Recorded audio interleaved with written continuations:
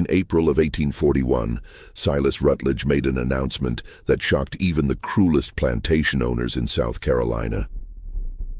He was placing his daughter, Catherine, a 28-year-old woman weighing over 260 pounds, under the complete authority of an enslaved man named Ezekiel Cross. Not as a nurse, not as a companion, as her owner in every way that mattered except on paper. The white society of Colleton County was scandalized, but they had no idea what Rutledge was truly doing, or what Ezekiel Cross would do to Catherine over the following months. By November, Catherine's body had changed in ways no one could explain. 13 men were dead, and Cypress Grove Plantation was nothing but ash. What really happened between that enslaved man and the plantation owner's daughter? What did he do to her that terrified everyone who witnessed it?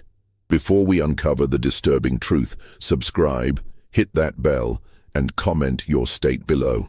Now let me take you back to where it all began. Spring in Colleton County arrived with oppressive heat and humidity that made the air feel solid. The Combahee River moved slowly through the low country, its dark water reflecting Spanish moss that hung from live oak trees like funeral shrouds.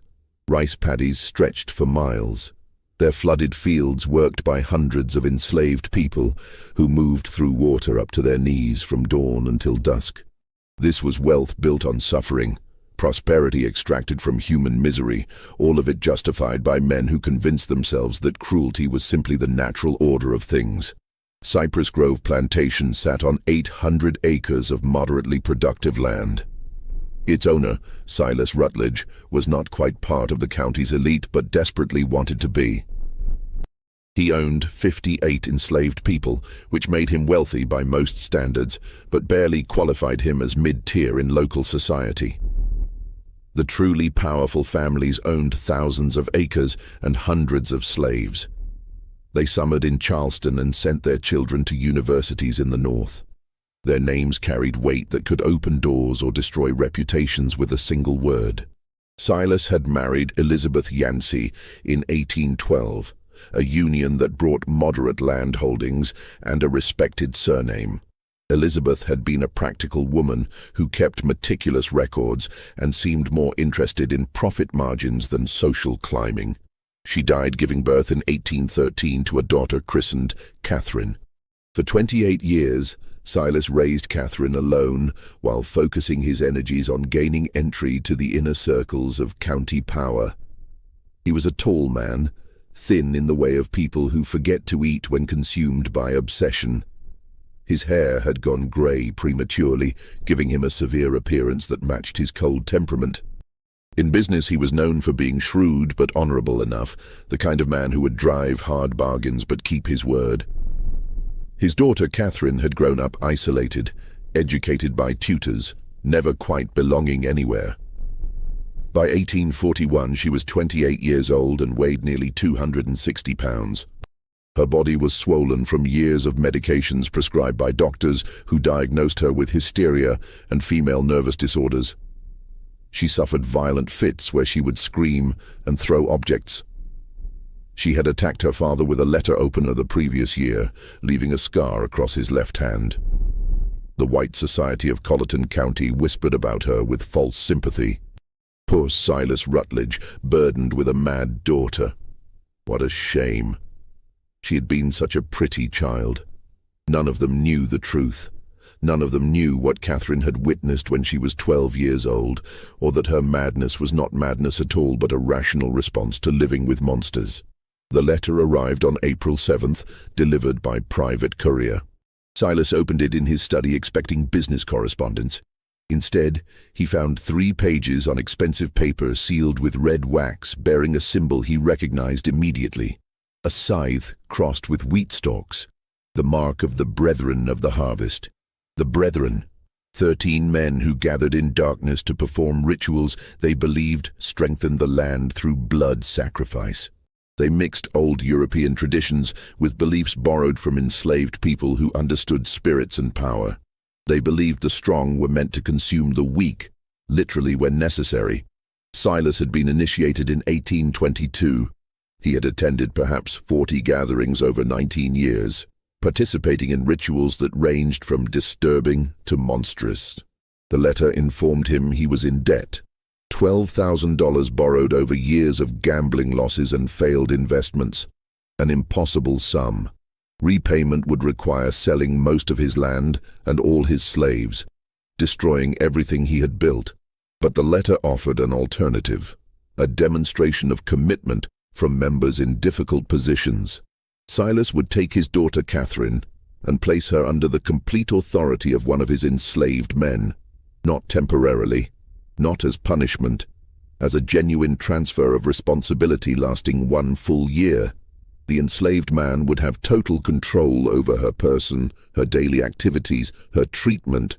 Silas would announce this publicly at a gathering of the county's prominent families, explaining it as an extreme medical measure for his daughter's condition. The humiliation would be absolute. In a society where white women were supposedly precious and protected above all others, Silas would be declaring his daughter worth less than his property. But if he agreed, his debt would be forgiven, and the brethren would provide financial support to restore his position. Silas sat in his study for hours that night. He thought about his options. Bankruptcy would destroy him completely. The brethren had connections to every judge, every lawyer, every politician in the region. They could make him disappear if he became a problem. Or he could sacrifice his daughter's dignity to maintain his own position. The choice society had trained him to make. Property over people. Power over morality. He wrote his acceptance by candlelight and sent it before dawn. 3 days later, another letter arrived with a name and brief history. Ezekiel Cross, age 33. Purchased recently through an intermediary from a Virginia plantation. Skills included carpentry and herbal medicine. Temperament listed as quiet and obedient. What the letter did not say was that Ezekiel Cross had been selected specifically for this purpose. That his placement at Cypress Grove was no accident. That he carried his own burning need for justice and the patience to wait for exactly the right moment. Ezekiel arrived on April 13th in a wagon driven by a slave trader named Henderson. The wagon pulled directly to the main house, unusual since most slave transactions happened near the barns. Silas came out onto the porch, shading his eyes against the morning sun. In the wagon bed sat Ezekiel. The first thing Silas noticed was his eyes. Most enslaved people kept their gaze down as a survival mechanism. But Ezekiel looked directly at Silas, his expression calm and assessing. It made Silas deeply uncomfortable. Ezekiel was tall, perhaps 6'2", with broad shoulders and lean muscle from a lifetime of hard labor. His skin was unmarked by whipping scars. His clothes were simple but clean. His hands were large and calloused, but his fingers had a precision that suggested skilled work rather than just brute force. Henderson climbed down and handed papers to Silas. Ezekiel Cross, as requested. Previous owner said he was quiet but capable. Your associates want you to know this one was carefully selected. Silas barely glanced at the papers. He addressed Ezekiel directly. You understand why you are here? Yes, sir. Ezekiel's voice was deep and measured with a slight Virginia accent. My daughter is unwell. You will be responsible for her care. Doctors have failed. You claim knowledge of herbal treatments? My grandmother was a healer, sir. She taught me before I was sold. The transaction completed quickly. Ezekiel was shown to a small cabin near the main house, separate from other slave quarters. He was given basic supplies and told his duties would begin the next day. He was informed that his sole responsibility was Catherine's care, and that failure would have severe consequences. Ezekiel nodded and said yes, sir, when required. Then he was left alone. For the first time since arriving, he allowed his expression to change. His jaw unclenched slightly. His shoulders relaxed. He sat on the bed and pulled from inside his shirt a small cloth bundle. He unwrapped it carefully, revealing a piece of worn paper with 3 names written in a child's uncertain handwriting. Sarah, Benjamin, Ruth, his wife, his son, his daughter. Sold away from him 3 years ago to a plantation in Alabama known for working slaves to death. He had learned they all died within 18 months. Sarah from untreated fever. Benjamin from an injury that turned septic. Ruth from simply giving up. A 6-year-old child who stopped eating because she could not understand why her family had been torn apart. And Silas Rutledge had been the one to sell them. Not because he needed money, not because they had done anything wrong, but because he had been demonstrating to the brethren that he could make hard decisions without sentimentality. He had split a family like kindling for burning. Ezekiel had spent 2 years working his way south, deliberately getting sold from plantation to plantation, always gathering information. He learned about the brethren through whispers. He learned about their rituals and members. He learned they considered themselves above any consequence. When the opportunity came to be sold to Rutledge specifically, Ezekiel knew this was his chance. He would have access to Rutledge's house, to his secrets, to his vulnerabilities. And sometimes justice came not from courts or laws, but from patience and planning, and being willing to become exactly as monstrous as necessary. He folded the paper with the 3 names and tucked it away. Then he lay back and stared at the ceiling and began planning what came next. His first day began on April 14th.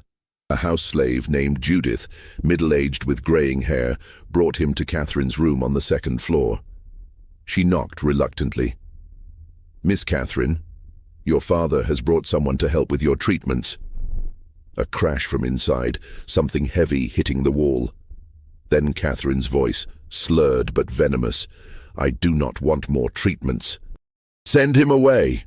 Judith looked at Ezekiel with sympathy. "She has bad days. This is one." Ezekiel opened the door and stepped inside, closing it before Judith could follow. The room was large but dark, heavy curtains drawn. The air was stale, smelling of unwashed bedding and something else, the sweet rot smell of mercury. Books scattered across the floor, a shattered picture against the wall. Clothes everywhere. Catherine sat in a chair by the cold fireplace, wrapped in a stained dressing gown. Her dark hair hung loose and tangled. Her face was puffy, eyes unfocused. Her hands trembled continuously on the chair arms. She looked at Ezekiel with confusion, then fear, then anger. "Who are you?" I said. "No more doctors." "I am not a doctor, miss. My name is Ezekiel.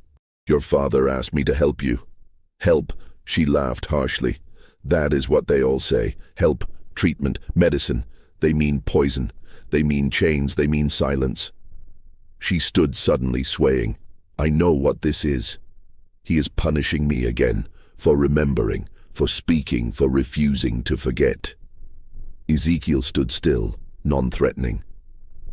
"What are you supposed to forget?" The question caught her off guard. Her anger flickered to something more vulnerable. "You do not know?" "I know nothing, miss. Only that your father says you are unwell." Catherine studied him intently, as if really seeing him for the first time. "You are not from here." "Virginia originally, miss." "Do you know what happens in this house? What they do in the cellar?" Ezekiel's pulse quickened, but he kept his expression neutral. "I do not know what you mean." "Liar. No heat in it. Just exhaustion. Everyone lies. It is easier than truth." She sat heavily. "Leave me alone. Tell my father his newest torment failed." But Ezekiel moved to the window and drew open the curtains. Sunlight flooded in. Catherine cried out, covering her eyes. "When did you last go outside, miss?" "I cannot walk that far. I'm too weak." "When did you last eat without laudanum in it?" "The medicine is necessary. Doctors say so." "What if the doctors are wrong?" Her hands came down from her eyes. She stared at him with hope and terror mixed. "What did you say?" Ezekiel turned from the window. This was the moment. The first card played. "I said, what if the doctors are wrong? What if everything you have been told about your condition is designed not to help you, but to keep you controllable? What if your father has been poisoning you for years to ensure you never become well enough to speak about what you saw?" Absolute silence. Catherine's eyes went wide. Her trembling hands stilled. For 30 seconds she just sat there, her mind working. When she spoke, her voice was different, clearer. "He told you."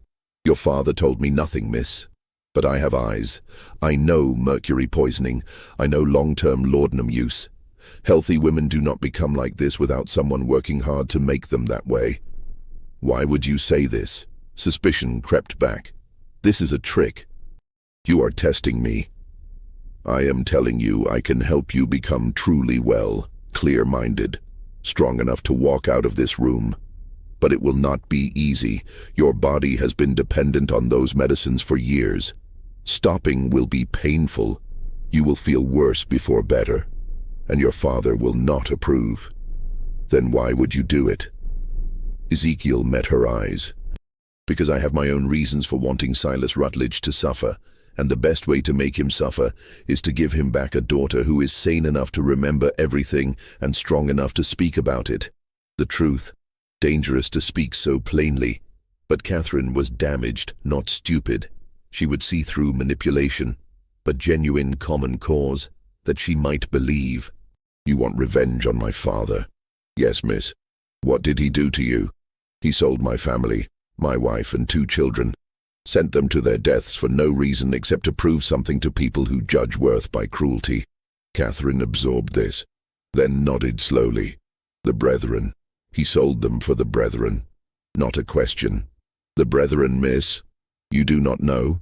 She laughed, something manic in it. You will learn. Everyone learns eventually. She leaned forward. If I agree, if I let you help me, what happens then? You get well, miss, and when you are well, we decide what to do next. We? I have my revenge to plan. You have yours. Perhaps they align. Catherine studied him intently. Finally she spoke. I want them all dead. My father, Judge Pelham, Reverend Crenshaw. All of them. Every man who stood in that cellar. I want them to suffer first, to know it is coming, to beg. Then I want them dead. The venom was shocking. Not for its intensity, but because it came from someone dismissed as mad and harmless. This was not madness. This was rage, concentrated by years of suppression. Ezekiel nodded. Then we have an understanding, miss. Catherine, if we are conspirators, use my name. I cannot, miss. Not where anyone might hear. We must be careful.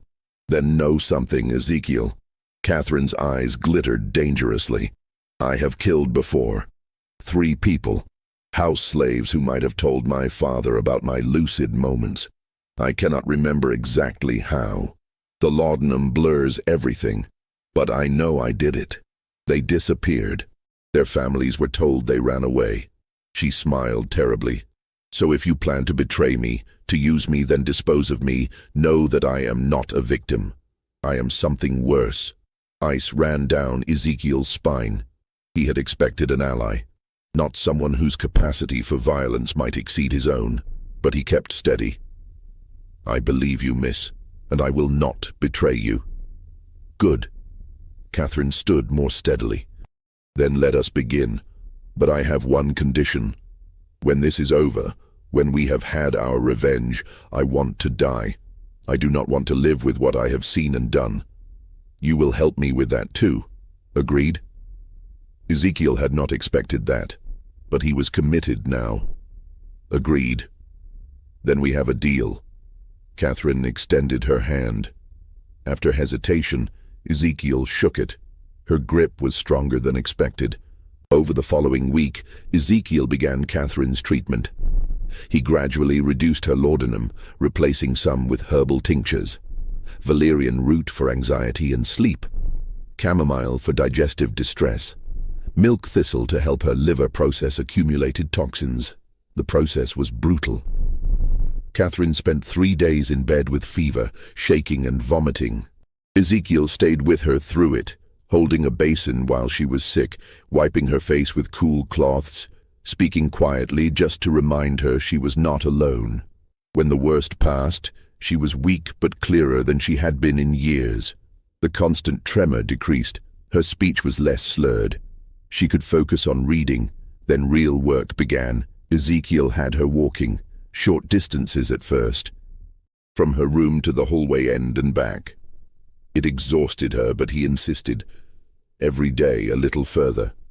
He adjusted her diet, bringing lean meats and vegetables instead of heavy pastries. He limited portions strictly, though she fought him, years of using food as comfort-making restriction difficult. While working on her physical recovery, they talked. Catherine told him about the cellar, about what she saw at 12. She described it in detail that made Ezekiel's stomach turn, but he listened without interruption. She told him about years of gaslighting that followed, her father convincing everyone, including herself, that she was mad, that she invented memories, that nothing she said could be trusted. She told him about the journal she kept hidden, pages documenting dates and times when her father left late at night, names of visitors at strange hours, sounds from below that should not be possible.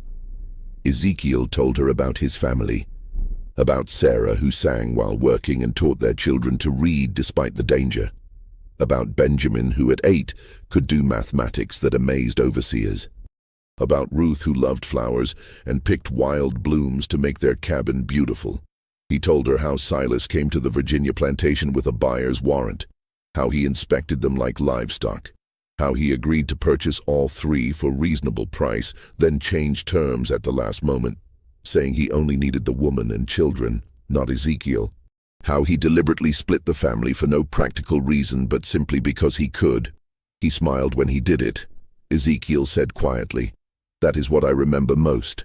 My son crying, holding my leg, begging, my wife trying to be strong, telling Benjamin to be brave, and your father smiled, like it pleased him to cause that pain." Catherine listened with newly clear eyes. "I am sorry. I know sorry is just a word, but I am sorry you suffered because of what my father is. You are not responsible for what he does, miss. No. But I am responsible for what I do next, and I promise you, Ezekiel, he will pay for what he took from you. They will all pay." The formal announcement was scheduled for April 29th. 41 people gathered in the Cypress Grove dining room for what invitations described as an important family announcement. The county's elite arrived in carriages, Judge Pelham with his wife Eleanor, Reverend Crenshaw with his daughter, Marcus Fanning and his family, Benjamin Lyle from the bank. The meal was elaborate: oysters, roasted duck, multiple rice dishes, sweet potatoes, fresh bread. A towering cake for dessert. Through it all, Catherine sat at her father's right hand, eating sparingly, speaking when spoken to but volunteering nothing. Ezekiel served alongside other house slaves, moving quietly, refilling glasses, clearing plates. He was invisible to most guests, but he listened to every word, watched every interaction, filed away information. After dessert, Silas stood and tapped his glass. "My friends, thank you for joining us. As you know, Catherine has been unwell for years. We tried every treatment, doctors from Charleston, a specialist from Philadelphia. Nothing helped, until recently." He gestured toward Ezekiel. 2 weeks ago, I brought in Ezekiel, who has knowledge of herbal medicine. As you can see, Catherine is much improved. Clear-eyed, calm, more herself than in many years. Polite murmurs around the table. Catherine kept her expression neutral, though Ezekiel saw her hands gripping her napkin beneath the table. "This improvement," Silas continued, "has led to a difficult decision. Catherine requires ongoing care more intensive than our household can provide. After much consideration, I've decided Ezekiel will assume full responsibility for my daughter's welfare. He will have complete authority over her treatment, daily activities, and living arrangements, effective immediately." The murmurs changed tone. Confusion now. Several guests exchanged glances. Mrs. Pelham's face registered shock. Marcus Fanning spoke up. "Silas, I do not understand. You are placing your daughter under a slave's care, permanently. I am placing her with someone who succeeded where others failed. My daughter's health is more important than social convention." "But surely," Reverend Crenshaw interjected carefully, "there are other options. A companion, a nurse, someone more appropriate." Silas's expression hardened. "I have made my decision." Catherine agrees. "Do you not, daughter?" All eyes turned to Catherine. This was the moment. She could refuse, could expose everything, could bring it all crashing down. Instead, she smiled, small, controlled, revealing nothing. I trust my father's judgment. Ezekiel has been kind and his treatments help. I am content with this arrangement. Perfectly delivered. But Ezekiel saw what others did not. Saw her knuckles white on that napkin. Saw the flash in her eyes promising violence. She was playing the required role, the obedient daughter. But inside she was screaming. The evening passed in awkward conversation. Some guests left early. Others stayed to speak with Silas privately, asking questions they did not want public. Ezekiel caught fragments. "Are you certain this is wise? What will people say? The brethren will not approve of this becoming public." That last from Judge Pelham, spoken low near the study. Silas's response was too quiet to hear, but whatever he said made Pelham nod and clap his shoulder. By midnight, all guests had departed. Catherine retired to her room. Silas went to his study. Ezekiel helped with cleanup, then made his way upstairs. He knocked softly on Catherine's door. "Come in." She sat by the window, still in her dinner dress, looking out at dark grounds. She did not turn. "It is done then. I am officially your responsibility. Property of property. How absurd. How are you feeling, miss? I want to burn this house down with everyone in it, but we must be patient. Is that not what you tell me?" "Yes, miss." I agreed because I want them to feel secure. I want them to think this is just my father's eccentricity. I want them to forget about me while we work. She turned to look at him. Did you see their faces? The disgust, the pity. They think I am pathetic. They have no idea what we are planning. And what exactly are we planning, miss? Catherine moved to her dresser and pulled out a wooden box. Inside were papers covered in her handwriting. I have been documenting everything I remember for years. Dates, names, ritual descriptions, coded so it looks like nonsense if found. But I can decode it. We have enough to destroy 20 men. And will anyone believe us, miss? A woman recently recovered from madness and an enslaved man? No. Which is why we need proof they cannot dismiss. Real physical evidence. She pulled out one specific page. I know where they keep their records. The Brethren maintains a ledger of all activities. Every ritual, every sacrifice, every member's participation.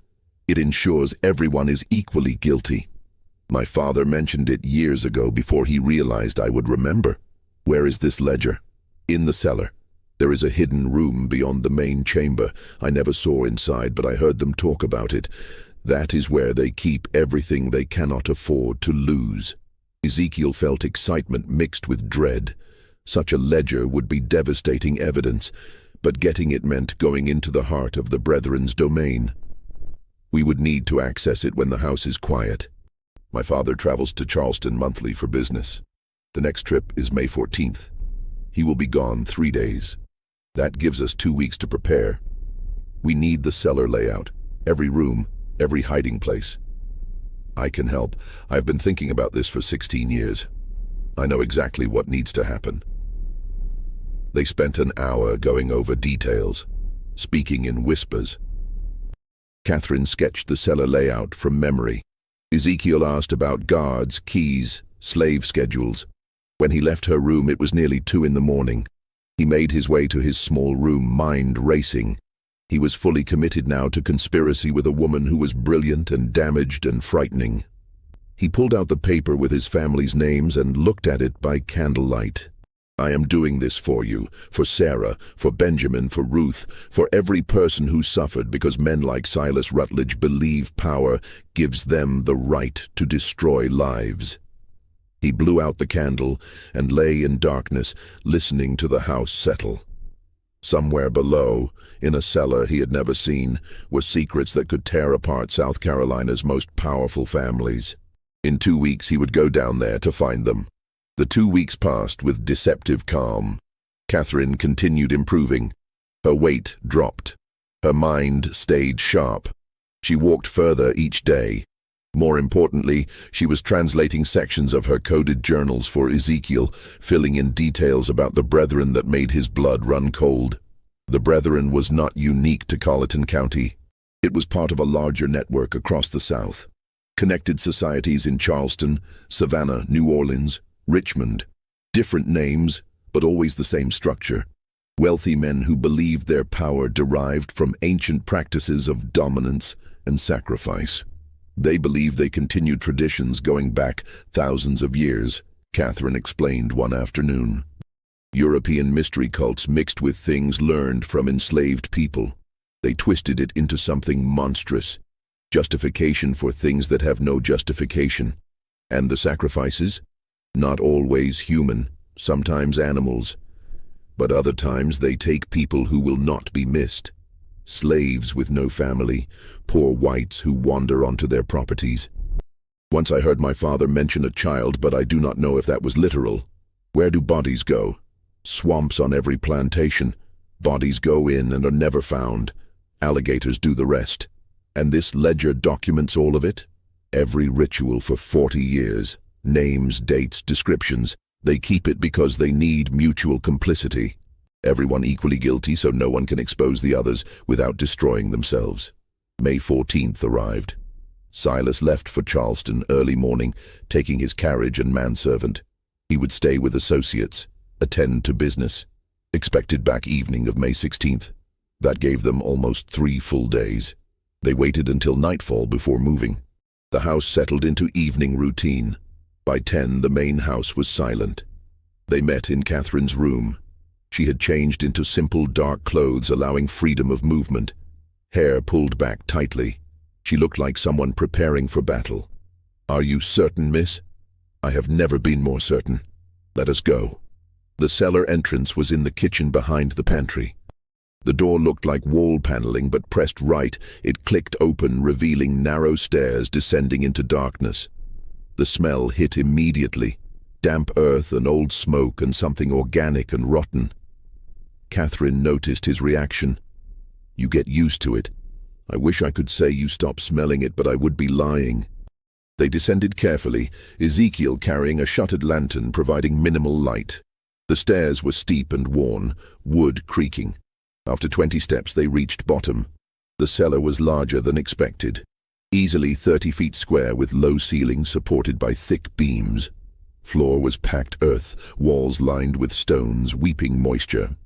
At center was what Catherine called the altar, though now it looked like just a heavy wooden table. But dark stains on its surface and grooves carved in edges told their own story. Around the room were candle holders, clay jars sealed with wax, wooden boxes, a rack holding black robes with crimson trim.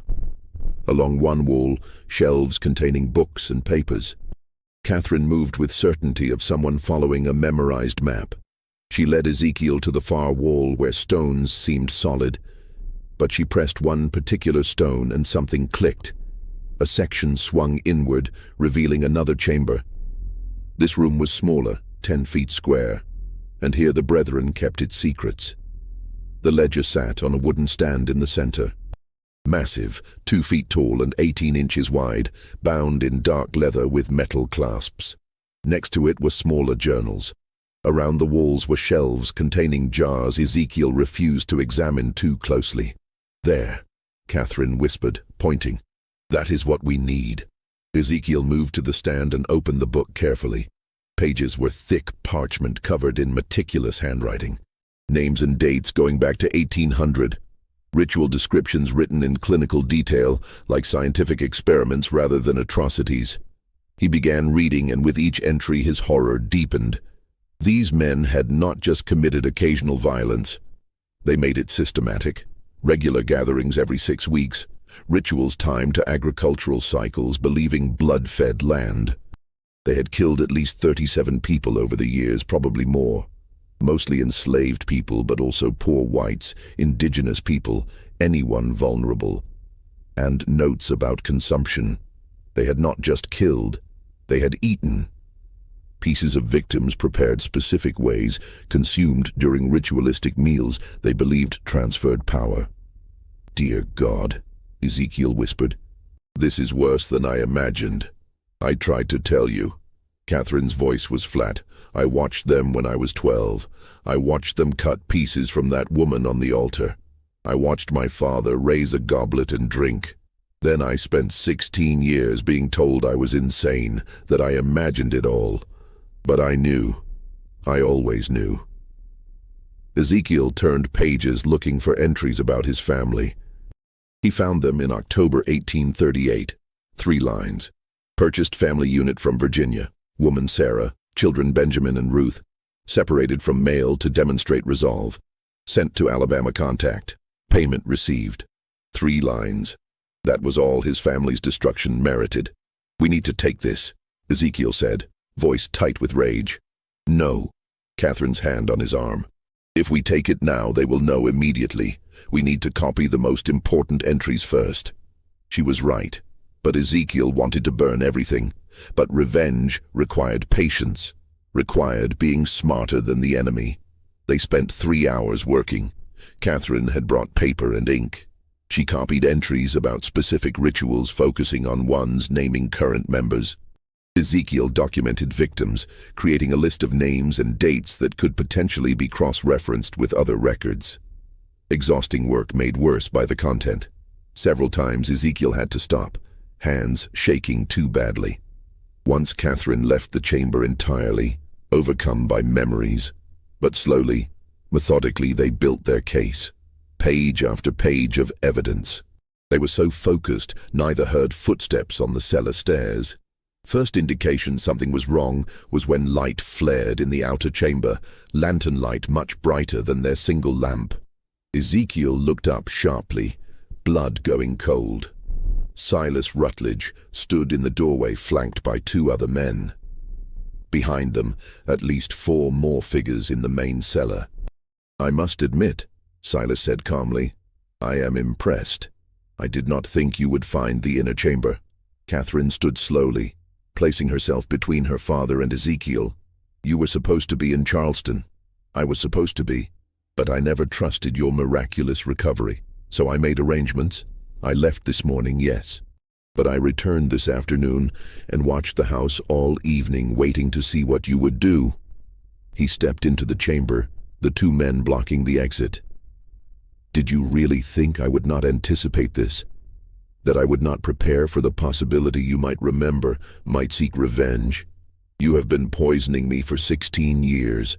Catherine's voice steady despite everything. And you expect me to simply accept that? I expect you to understand it was necessary. You saw something you should not have. A child. You could not understand. I could not allow you to destroy everything. I was 12, and I watched you murder a woman and eat her flesh.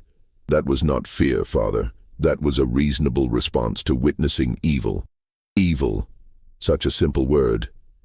Silas moved further into the room, eyes moving between Catherine and Ezekiel. And you. Using my daughter to get to me, filling her head with ideas of revenge. Ezekiel said nothing, calculating distances and odds. 7 men against 1, with Catherine in no condition to fight. The situation looked hopeless. Silas seemed to read his thoughts. Do not do anything foolish. I do not want to hurt either of you. Not permanently. But I cannot have this rebellion continuing. He gestured to the men behind him. Bring them upstairs. We need to discuss what happens next. They were taken to Silas's study and locked inside together. The room was windowless except for 1 high transom impossible to reach. The door was heavy oak, locked from outside. As soon as they were alone, Catherine moved to Ezekiel. Are you hurt? No, miss. But we are in serious trouble.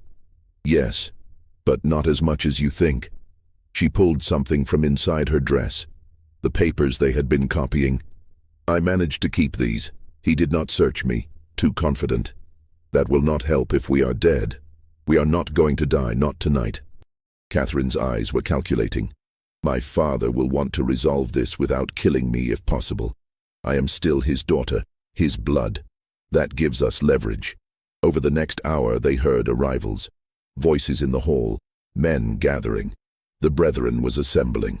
Finally the door opened. Marcus Fanning stood there, face grim. They are ready for you. Come peacefully, and you will not be harmed. They were led down to the cellar again. This time the main chamber had been transformed. All 13 brethren members present, dressed in ritual robes. Candles burned in every holder.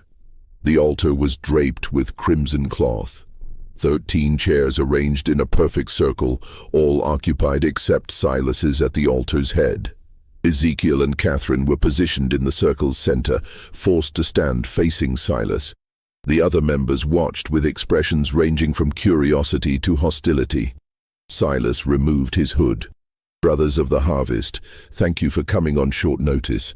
We face a crisis. My daughter and her associate discovered our inner chamber. They saw the ledger. They were copying entries when I interrupted them."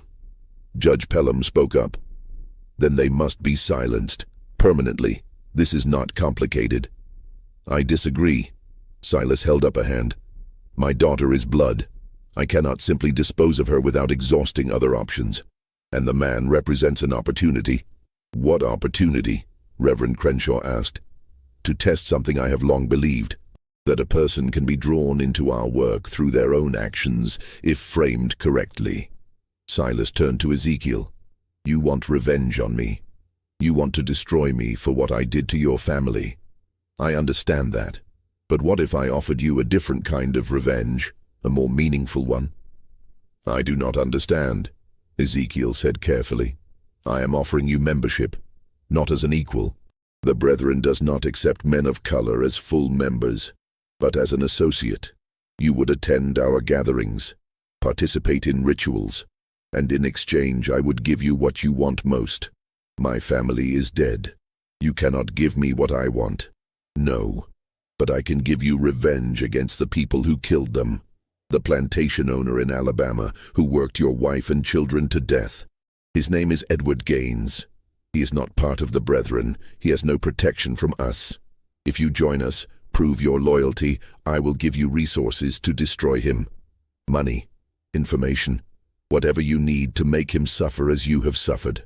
The offer hung in the air, obscene in its calculation. Join the men who destroyed his family to get revenge on another monster.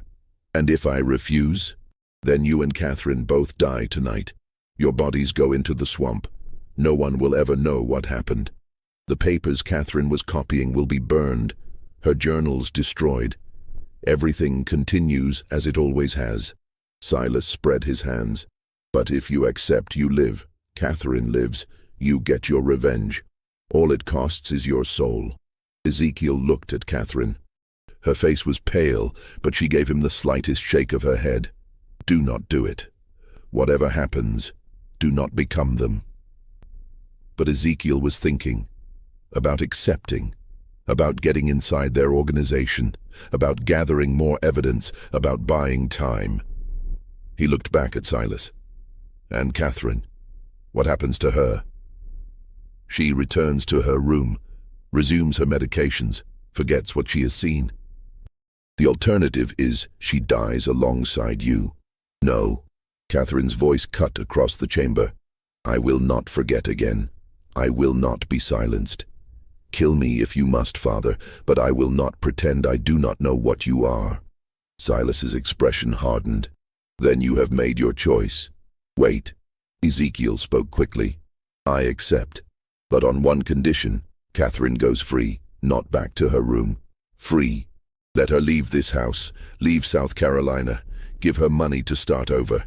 If you do that, I will join you." Several Brethren members shook their heads, but Judge Pelham spoke. "The boy makes a point.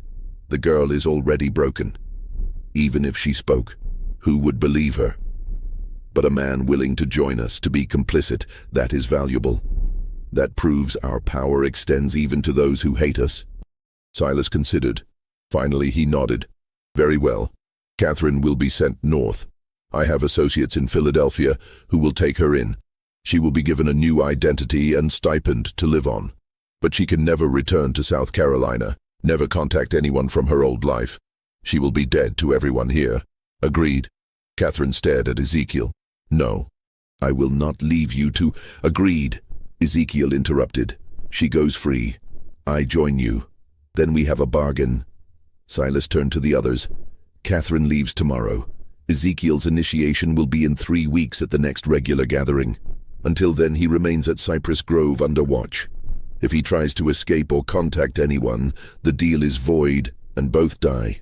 Understood? Ezekiel nodded. Catherine looked like she wanted to argue, but Ezekiel caught her eye and shook his head slightly. Trust me. Catherine left the next morning. A closed carriage took her away at dawn. Ezekiel watched from his cabin window as it rolled down the long drive and disappeared into the trees. She had not been allowed to say goodbye. He had not been allowed to speak with her after the confrontation in the cellar. But as she had been escorted to her room the previous night, she had looked back at him once, and in her eyes he had seen something that gave him hope. She understood. She knew he had not truly surrendered. She knew this was strategy, not defeat. The question was whether she would actually go to Philadelphia or whether she had her own plans. The 3 weeks that followed were the longest of Ezekiel's life. He was kept under constant watch. 2 overseers followed him everywhere. He was not allowed to leave the plantation grounds. He was given menial work to keep him occupied, meaningless tasks that accomplished nothing but filled time. But he was also given access to the main house, to the study where Silas kept his papers, to the cellar where the next gathering would take place. They were watching him, yes, but they were also testing him, seeing if he would try to escape, seeing if he would attempt sabotage. Ezekiel did neither. He played the role of defeated man who had made a pragmatic choice for survival. He was quiet, obedient, asked no questions, caused no problems. But he was observing everything, learning the routines of the house, noting which slaves could be trusted, which overseers were cruel, which brethren members visited regularly. He was building a mental map of how everything worked, looking for weaknesses. And at night, alone in his cabin, he thought about what was coming. His initiation would require participation in their rituals. They would test him. They would want to make him complicit in something horrible, so he could never expose them without destroying himself. He thought about how far he was willing to go, what lines he would not cross, even for revenge, whether there was any act so terrible that justice did not justify it. He did not have good answers to those questions. On June 2nd, the night before his initiation, Silas came to his cabin. It was late, after midnight. Ezekiel woke to knocking and opened the door to find his owner standing there alone. "May I come in?" Ezekiel stepped aside. Silas entered and looked around the sparse room. Finally he spoke. "Tomorrow you will become one of us. Not fully, never fully, but enough. I want you to understand what that means. I understand what I agreed to. Do you? Do you truly?" Silas sat on the single chair, uninvited. The Brethren has existed for 43 years. In that time we have never lost a member to exposure. Never had someone break our code of silence. Do you know why? Because everyone is equally guilty. Partly. But also because we take care of each other. A man joins the Brethren and suddenly doors open. Business opportunities appear. Legal problems disappear. Enemies find themselves in difficulty. We are not just a society, Ezekiel. We are a network of power that extends across the entire South. Once you are part of that network, even as an associate, you will have access to resources you cannot imagine. And in exchange, I help you murder people. Silas did not flinch. In exchange, you help us maintain the natural order, the strong over the weak, the powerful over the powerless. That is how the world has always worked. We simply acknowledge it and use it to our advantage. You killed my family to demonstrate your commitment to that order. I did, and I would do it again, because sentiment is weakness. Love is weakness. The moment you allow yourself to care more about individuals than about power, you have already lost. Silas leaned forward. But here is what I want you to understand. Your family is dead. Nothing you do will change that. But you can ensure their deaths meant something. You can use the power the Brethren offers to prevent other families from suffering the same fate. You can work from inside our organization to make changes, to push for less brutal treatment of slaves, to advocate for better conditions. You will have a voice at our table that is worth something. It was almost convincing. almost. The idea that Ezekiel could become some kind of reformer from within, using his position to help others. But he knew it was a trap, a rationalization. The moment he participated in their rituals, he would be compromised. The moment he accepted their power, he would be corrupted by it. "Why are you telling me this?" Ezekiel asked. "Because I want you to succeed. Because having you as an ally is more valuable than having you as an enemy. Because I killed your family, but I do not want to kill you." Silas stood. "Tomorrow night, you will be asked to do something difficult, something that will test whether you truly commit to this path. I am telling you now, whatever you are asked to do it. Do not hesitate. Do not show weakness. Because if you fail the test, both you and Catherine die. Yes, I know she is not really in Philadelphia. I know she is hiding somewhere planning her own revenge. But I have people watching for her. The moment she surfaces, if you have not proven yourself, she will be found and killed. Do you understand?" Ice flooded through Ezekiel. Catherine was alive, but she was in danger, and his actions tomorrow would determine whether she lived or died. "I understand," he said quietly. Silas nodded and left without another word. Ezekiel sat alone in the dark cabin, thinking about the impossible position he was in. He had to participate in something monstrous tomorrow, had to prove himself to monsters, had to become complicit in evil, or he had to find another way. A third option that neither Silas nor the brethren anticipated. He pulled out the paper with his family's names, looked at them in the moonlight coming through the window. "Forgive me," he whispered, "for what I'm about to do, for what I have to become. I promise you it will not be for nothing." The gathering began at midnight on June 3rd. Ezekiel was brought to the cellar by two brethren members who stripped him to the waist and tied his hands behind his back. They led him down the stairs into the candlelit chamber where all 13 members waited in their robes. Silas stood at the altar's head. "Brothers of the harvest, tonight we conduct an initiation unlike any in our history. We bring into our circle a man who has every reason to hate us, a man who has lost everything because of what we represent. We do this to prove that our power extends even to our enemies, that anyone can be brought into the fold if the price is right." He gestured, and two more brethren members brought forward a figure, bound and gagged, struggling weakly. They placed the person on the altar and stepped back. It was a young woman, enslaved, maybe 18 or 19 years old, terrified. "This is your test, Ezekiel," Silas said. "To join us, you must participate in our ritual. You must take the knife and make the first cut. You must prove that your desire for revenge against Gaines is stronger than your moral objections to our methods. If you refuse, you die here tonight. If you accept, you become one of us, and we help you destroy the man who killed your family." The other brethren members began chanting, low rhythmic sounds in a language Ezekiel did not recognize. The candles flickered. Shadows danced on the walls. Silas held out a knife. Long blade, wickedly sharp, handle wrapped in leather. "Take it. Make the choice." Ezekiel looked at the woman on the altar. She was crying, trying to scream through the gag. Her eyes found his, and in them he saw every enslaved person who had ever suffered at the hands of people like the brethren. He saw Sarah, Benjamin, Ruth. He saw himself. He looked at the knife, at Silas, at the 13 men watching to see what he would do. This was the moment. The point where he would either become a monster or die resisting. But there was a third option, one he had been planning for 3 weeks, one that required perfect timing and absolute commitment. He took the knife. The brethren members nodded approvingly. Silas smiled. The chanting increased in intensity. Ezekiel stepped toward the altar. The woman's eyes went wide with terror. He raised the knife, and then he moved, not toward the woman, toward the nearest brethren member. The knife flashed in the candlelight and buried itself in the man's throat before anyone could react. Blood sprayed. The man collapsed. Ezekiel grabbed the fallen member's robe, pulling it off in one motion. He threw it over the nearest candles, plunging half the room into darkness. Chaos erupted.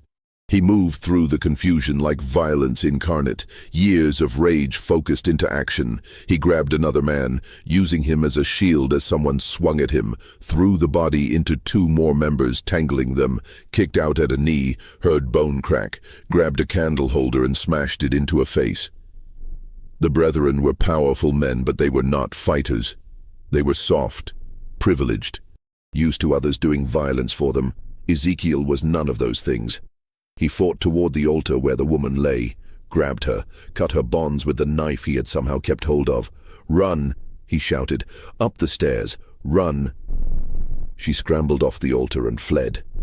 Ezekiel turned back to face the remaining brethren members, 7 of them still standing, blocking the stairs. "You have made a terrible mistake," Silas said, his voice steady despite the carnage. "You have killed yourself and Catherine both." "Maybe," Ezekiel said, "but I will take as many of you with me as I can." What he did not know was that above them, in the main house, Catherine had returned. She had never gone to Philadelphia. She had been hiding in the slave quarters, waiting, planning, gathering allies among the enslaved people of Cypress Grove. And when she heard the commotion from the cellar, when she saw the young woman burst from the kitchen screaming, she knew it was time. The reckoning. Catherine had spent 3 weeks recruiting.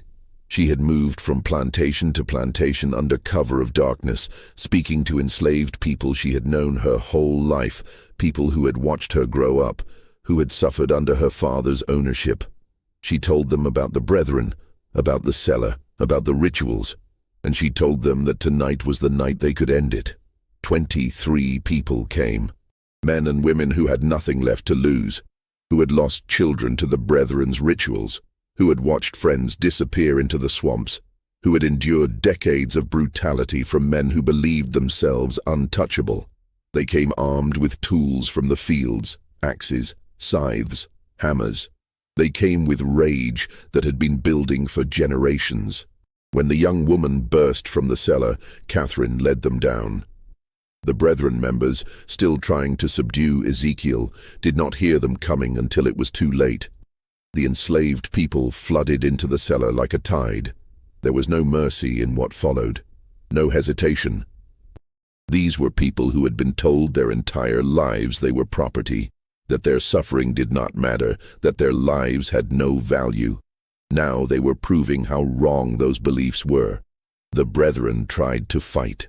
Judge Pelham pulled a pistol but was struck down before he could fire. Reverend Crenshaw begged for mercy and received none. Marcus Fanning tried to flee up the stairs and was dragged back down. Silas Rutledge, seeing everything collapse around him, tried one last desperate play. He grabbed Catherine, pulling her to him with a knife at her throat. "Stop! Stop, or I kill her!" The room went still. Catherine looked at her father with no fear in her eyes. "Do it. Kill me.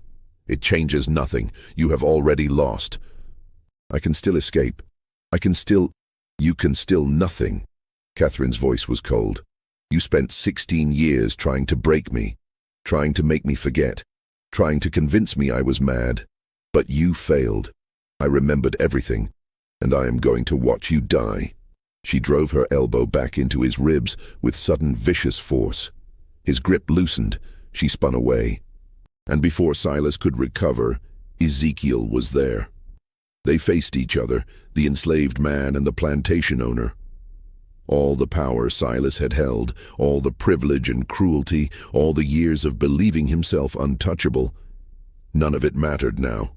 "You took everything from me," Ezekiel said quietly. "My wife, my children, my life. You did it for no reason except that you could, to prove something to men who valued cruelty over humanity." "Please," Silas said. Just that one word, pathetic and desperate.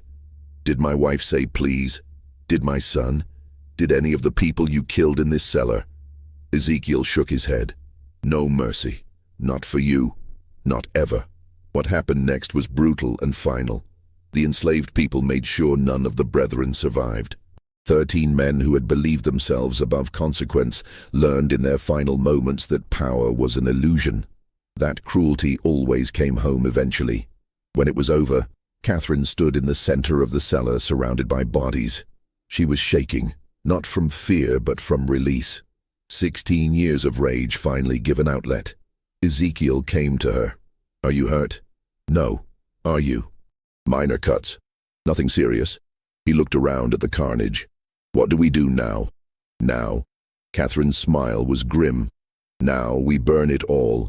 The cellar, the ledger, the evidence. We destroy every trace of what happened here. But that evidence could prove what they did, could bring justice." "Justice?" Catherine laughed bitterly. "Ezekiel, look around. This is justice. The only kind we were ever going to get. If we try to take that ledger to authorities, what happens? We are hunted down and killed. The surviving Brethren members in other counties come for us.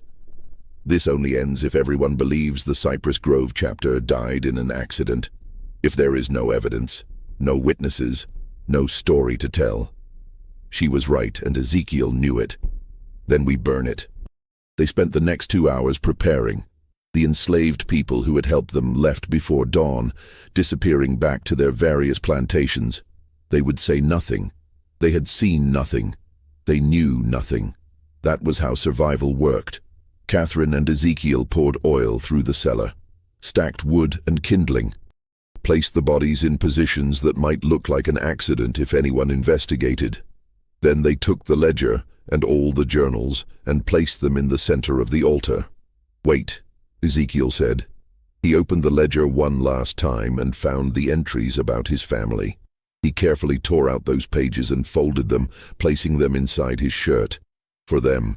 So they are not forgotten." Catherine nodded. Then she took a candle and held it to the oil-soaked wood. The fire caught immediately. Within minutes the cellar was ablaze. They fled up the stairs and out of the house, stood in the yard watching as flames engulfed Cypress Grove Plantation. People would come. Other plantations would see the smoke. There would be questions. But Catherine and Ezekiel had their story prepared. A terrible accident. A candle knocked over in the cellar. The master and his guests trapped below. So tragic. So terrible. No one would ever know the truth. As the sun rose over the burning ruins, Catherine turned to Ezekiel. "What will you do now?" "Go north. Use the chaos of this fire to disappear. Maybe find others who want to fight. To create a network that can help people escape." He pulled out the paper with his family's names. "I cannot bring them back, but I can make sure others do not suffer the same fate. And I will go north as well. Use the money I have been stealing from my father's accounts for years. Start over." She paused. "But I will not forget. I will document everything that happened here. I will write it all down so that someday, somehow, someone knows the truth. They sealed the records. They will seal your testimony too if you try to make it public. Then I will hide it. I will code it. I will leave it somewhere to be found decades from now when we are all dead and it cannot hurt us anymore." She looked at the burning house. The truth has a way of surfacing eventually. Even when people try to bury it. They stayed until the fire burned itself out, until Cypress Grove Plantation was nothing but ash and blackened timbers, until there was nothing left to show that 13 men had gathered there to commit atrocities. Then they walked away in opposite directions, Catherine north toward Charleston, and eventually Philadelphia. Ezekiel west toward the frontier, where enslaved people could disappear into communities that asked no questions. They never saw each other again. The official story was exactly as they had planned. A tragic accident. Silas Rutledge and 12 prominent gentlemen meeting at Cypress Grove to discuss business when a fire broke out. All 13 perished in the cellar, overcome by smoke before they could escape. A terrible loss for Colleton County, funerals with full honors, eulogies praising their contributions to society. Catherine Rutledge was reported to have died in the fire as well. Her father's mad daughter trapped in her room, unable to escape. A particularly sad footnote to an already tragic event. No one questioned it. No one looked too closely. The enslaved people who had participated said nothing. They had no reason to speak, and every reason to remain silent. Most were sold within months to different plantations as Cypress Grove was liquidated. They scattered across South Carolina and beyond, carrying their secret with them to their graves. Years passed. The ruins of Cypress Grove were eventually demolished, the land sold, new buildings constructed. Life moved on as it always does, covering over the past with the present. But whispers persisted, stories told in slave quarters late at night, about the plantation where the masters burned, about the night justice came to men who thought themselves untouchable, about the woman and the man who made it happen. The stories changed with each telling, becoming legend, becoming myth. But the core remained. That cruelty had consequences, that power was not absolute, that sometimes the powerless found their power. In 1863, during the Civil War, Union troops occupied the area where Cypress Grove had stood. They found evidence of old tunnels beneath the property, found bones in the nearby swamp, found markings on trees that suggested ritual sites. But the war moved on, and no one had time to investigate further. In 1971, during demolition work, a journal was found sealed in a wall. It detailed everything: names, dates, rituals, victims. But as Catherine had predicted, it was coded. And before anyone could fully decode it, the journal vanished from county records. Some say it was destroyed. Others say it was taken by descendants of the Brethren families, protecting their ancestors' secrets. A few believe it still exists somewhere, waiting to be rediscovered when the time is right. What is known is this: 13 prominent men died in a fire in 1841. Catherine Rutledge disappeared shortly afterward, though no body was ever confirmed found. An enslaved man named Ezekiel Cross was reported sold to a plantation in Alabama, but no record of the transaction exists. And for years afterward, stories circulated among enslaved communities about a network helping people escape, led by a man who had faced the monster and won. Whether those stories were true or just wishful thinking, no one can say for certain. But sometimes truth lives not in official records, but in the stories people tell, in the memories they keep, in the justice they remember, even when history tries to forget. This mystery shows us that power built on cruelty is never as solid as it seems, that secrets kept in darkness eventually find light, that the people deemed powerless often hold the most dangerous power of all: the power of witness, the power of memory, the power of refusing to forget. What do you think of this story? Do you believe everything was revealed? Do you think that journal still exists somewhere, waiting to be found? Leave your comment below.